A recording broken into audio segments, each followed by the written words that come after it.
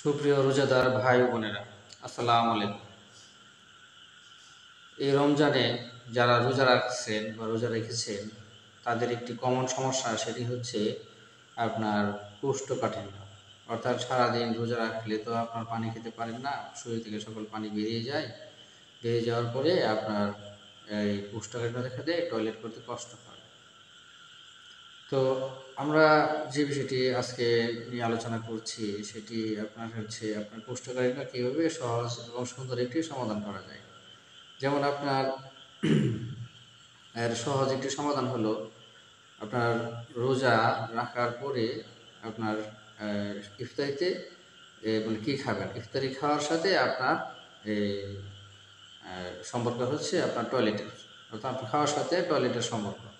অর্থাৎ ইফতারিতে আপনি কী খেলেন, ইফতারিতে তো আপনি যদি মনে করেন এই যে ভাজা পোড়া, যেমন ডালের বড়া, পেঁয়াজু, পরে আপনার বেগুনি, তারপর মুড়ি, এসব যারা খান তাদেরকে অবশ্যই কোষ্ঠকাঠিন্য সমস্যা হবে। যেমন আপনার এই এগুলো খাওয়ার পরে আপনার পেটের ভিতরে ভালোভাবে ডাইজেস্ট হয় না, ভালোভাবে হজম হয় না, তাই আপনার কোষ্ঠকাঠিন্য দেখা দেয়। সেই জন্যে আমি বলবো যে এগুলো পরিহার করুন, এবং পাশাপাশি আপনার এই যে ফল ফ্রুট খান, ফল ফ্রুট দিয়ে ইফতারি করেন। এবং তাছাড়া আরেকটি সিস্টেম রয়েছে, সেটি আমি বলছি। সেটি হচ্ছে আপনার নিউরন কন্ট্রোল সিস্টেম বা নিউরন কন্ট্রোল ট্রিটমেন্ট অনুযায়ী আপনি একটি থেরাপি নেবেন, সেটা হচ্ছে ওয়াটার থেরাপি। আপনার পানি যখন মানে যখন আপনি রোজা রাখবেন, রোজা রাখার পরে আপনার পানি পান করতে হবে, পানি দিয়ে ইফতারি করতে হবে। যেমন ইফতারিতে আপনার একেবারে 1 লিটার পরিমাণ পানি পান করে ফেলেন। আস্তে আস্তে 1 গ্লাস পানি খেলেন, ধীরে ধীরে 1 গ্লাস পানি খেলেন, তারপরে আপনার মোটামুটি 1 লিটারের মতো পানি পান করবেন। 1 লিটার পানি পান করার পরে আপনার মনে মনে বলবেন, হে আমার পাকস্থলী, হে আমার পায়পথ, তুমি আমার পেটের ভিতরে যে ময়লা আবর্জনা আছে সব বের করে দাও। সুতরাং আপনার 5 থেকে 10 মিনিটের ভিতরে আপনার টয়লেট হয়ে যাবে। আপনি 1 লিটার পরিমাণ পানি পান করার পরে আপনি যেটা করতে পারেন সেটা হচ্ছে আপনার হয়তো নামাজটা পড়ে নিতে পারেন, অথবা একটু হাঁটাচলা করতে পারেন। হাঁটাচলা করার পরে অথবা নামাজ পড়ার পরে দেখবেন যে আপনার টয়লেটের ব্যাগ হয়ে গেছে। আপনি মানে টয়লেটে চলে গেলেন, টয়লেটে যে আপনার টয়লেট মানে ক্লিয়ার হয়ে গেল। আপনি আপনার পরে এসে ইফতারি করলেন।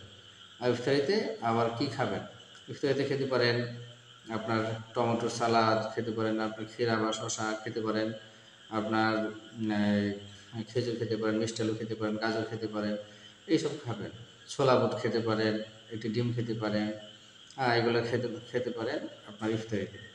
আর ভাজা পোড়া একদম পরিহার করবেন, ভাজলে তো আপনার পুষ্টিগুণ চলে যায়, পাশাপাশি আপনার পাকস্থলীটাকে সহজে ডাইজেস্ট করতে পারে না, হজম করতে পারে না।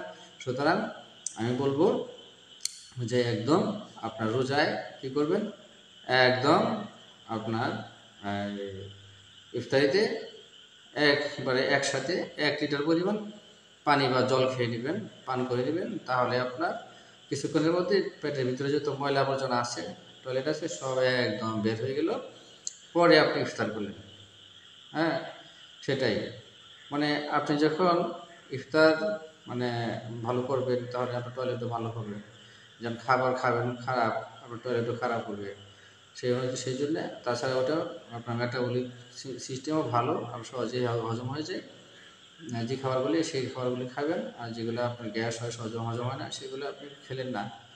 হ্যাঁ, সারাদিন আপনার পাকস্থলী খেলো না, কিন্তু আপনার পাকস্থলীর উপরে একটু তুফান শুরু করে দিলেন বাজে বাজে খাবার খেয়ে। সুতরাং এগুলো খাওয়া যাবে না। কী খাবেন, টমেটো সালাদ, আপনার অথবা ক্ষীরা শসা, অথবা গাজর, খেজুর, মিষ্টি আলু, একটি ডিম, ছোলা বুট, এসব খেতে পারেন। তো প্রিয় রোজাদার ভাই বোনেরা, আবার বলছি, আপনার এই সিস্টেমে দেখেন, আপনার এই ওয়াটার থেরাপি করে দেখেন, আপনার একদম আপনি সুস্থ হয়ে যাবেন। আপনার কোনো মানে কোষ্ঠকাঠিন্য থাকবে না। আর আর সকল রোজাদার ভাই বোনেরা, আপনাদের প্রতি আরেকটি আহ্বান রইল, আমার এই চ্যানেলটি সাবস্ক্রাইব করে রাখবেন। পাশাপাশি আপনার যারা ফেসবুক থেকে দেখছেন, আপনার পেজ থেকে দেখছেন তারা ফলো দিয়ে পাশে থাকবেন। সকলের প্রতি আবার সালাম রইল। আসসালামু আলাইকুম। ভালো থাকবেন সবাই।